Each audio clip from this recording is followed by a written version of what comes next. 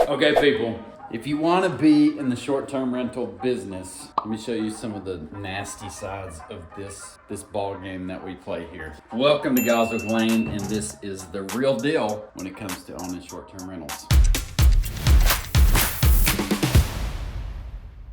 Here's your warning. This is your warning. If you have a queasy stomach, do not watch further. Here's our bathroom, and people do not pay attention to putting their hair down the drain when they stay at your place. I'm telling you, if you got a queasy stomach. I had to dig that out. Woo!